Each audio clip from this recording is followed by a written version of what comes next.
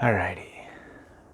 Today, our question is, do human beings need God to exist? Now, this question takes for granted that God exists within the question. But there are multiple ways in which we could look at this question, depending on how one defines God, right? So there is a common conception of God known as the clockmaker God, where God just kind of creates matter and all of existence, and then he just stands back and lets it go, and so what this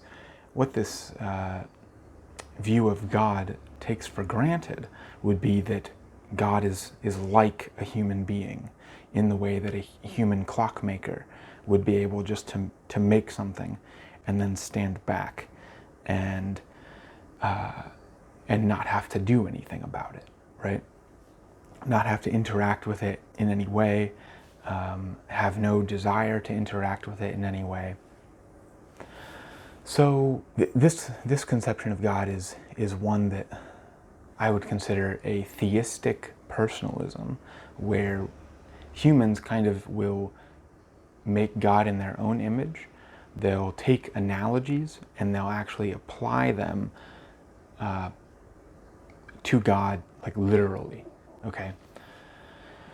And there are other forms of theistic personalism. If you think of God as just a guy with a beard in the sky, that's a form of theistic personalism. If you think of the giant spaghetti monster, whatever that one that Dawkins uses, Richard Dawkins, he says God is like the flying spaghetti monster, I think is what he says in the book The God Delusion. That would be a type of theistic personalism, except you're personalizing, it would be like a theistic anthropomorphizing of spaghetti into a monster that you call God, right? So these kind of things are clearly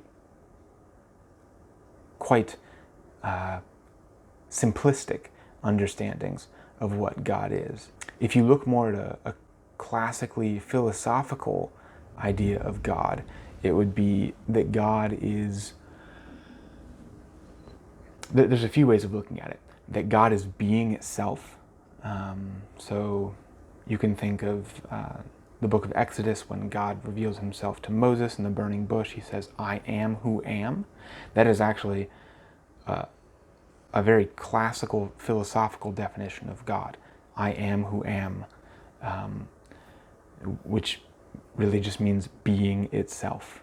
Being itself. Other ways you can look at it would be like Blessed John Duns Scotus does, and he says, no, God isn't necessarily being itself, but he's also not like a being among many, right?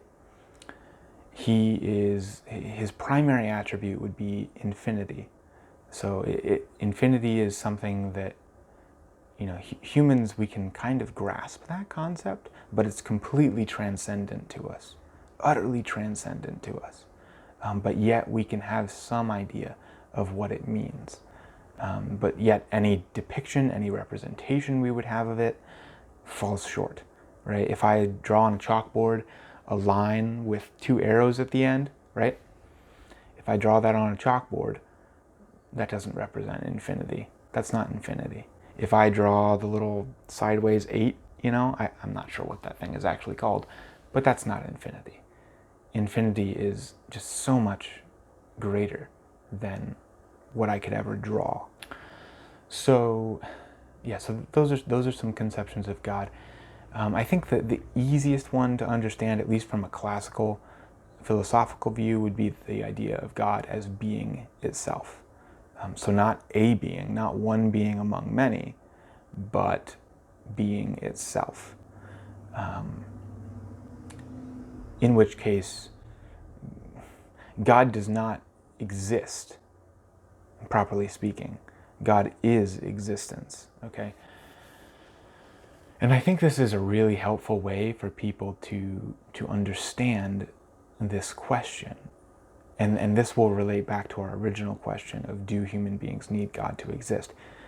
Because if you're coming at this from a theistic personalism sort of a way, where you're viewing God as just one being among many, but yet maybe he's the most powerful being among many, then sure, God doesn't have to interact with humanity. Humanity doesn't need God to exist. God doesn't hold humanity in existence.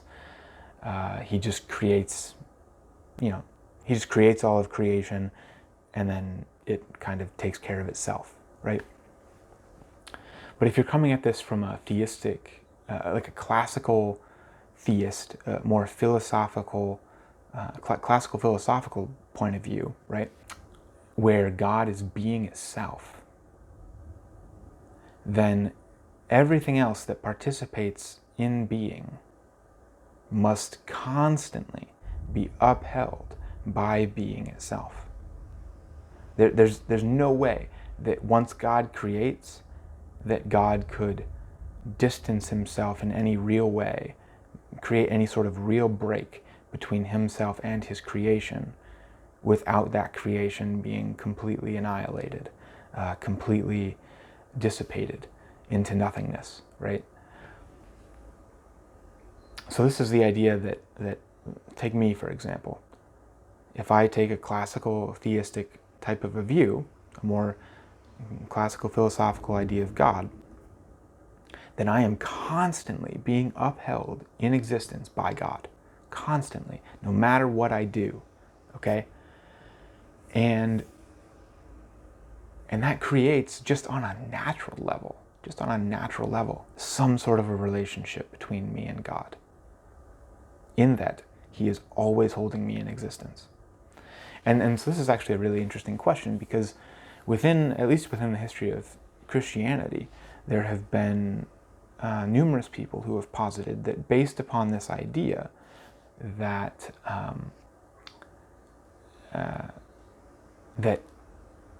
that actually hell, the idea of hell, is where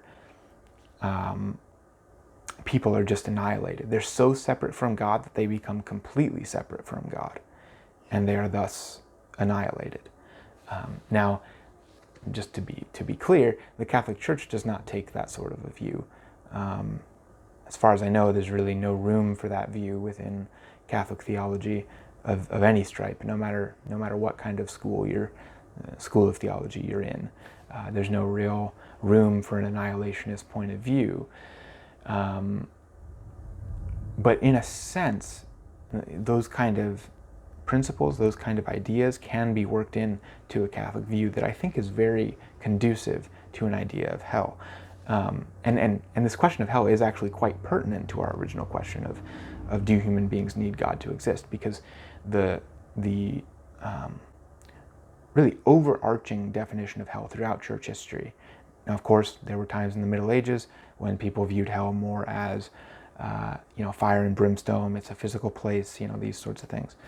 They viewed purgatory that way too. They didn't view them so much as states of existence in relation to God. Okay, which is how we view it now, and also how a number of church fathers would have viewed it as well, in the more late antiquity, right, and the early Middle Ages.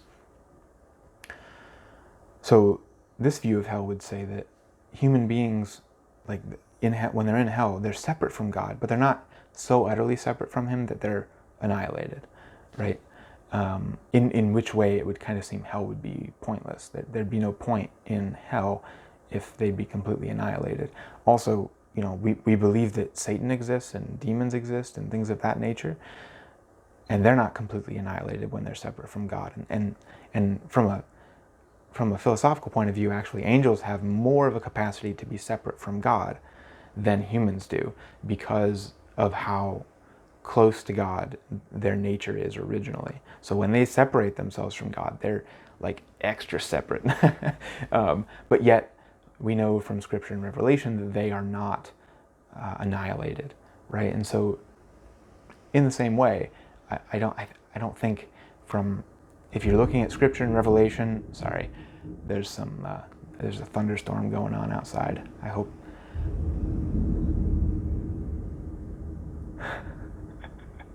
Sorry. So thunderstorm. So from that sort of a view of hell, where the person is separate from God, where angels, they're separate from God, but they're not annihilated, right? So in the same way, human beings wouldn't be as well. And we're looking at Revelation, Scripture, these sorts of things, and we're saying, okay, how do we juggle all this, and how do we make it work, right? With philosophy, with science, with what we observe in the natural world, all these sorts of things.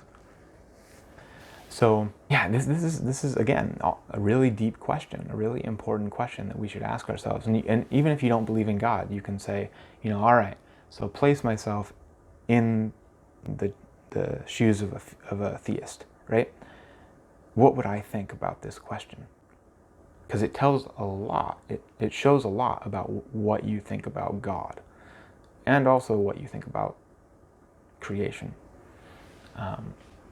So I certainly would take a more classical definition of this, a definition of God, and then his relation to humanity, that God is constantly holding all of creation in existence. And if he did not, that creation would cease to exist.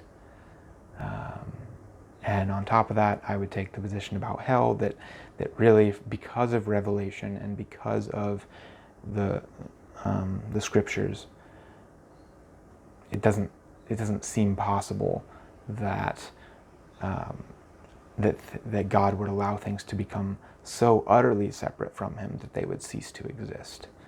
So in that way, it is certainly possible that there could be human beings, and definitely possible that there are demons and fallen angels, Satan, in hell, right? So yeah, I hope this one gives a lot of people some food for thought. I'm trying to give some overarching, kind of looking at all the different facets of this question, so that we can make some better discussion, so that if you're listening to this, you can just think more deeply about these sorts of questions. That's my whole goal with this series, is to help people think more deeply about these sort of general philosophical questions, for the sake of thinking deeply in general. I think I'm using that word a lot, sorry. I believe that we, especially in our modern society, are having a lot of trouble with thinking deeply. And that's really my goal here with these videos, at least, starting off with this series. So thank you, and please, if you're watching this, please subscribe to my channel, Catholicism in the Car. You can also find my podcast on really any podcast website, except for like SoundCloud. And let's see. Yeah, I want to thank you all for your support thus far, and it's been a great journey. So let's keep on keeping on. All right, bye.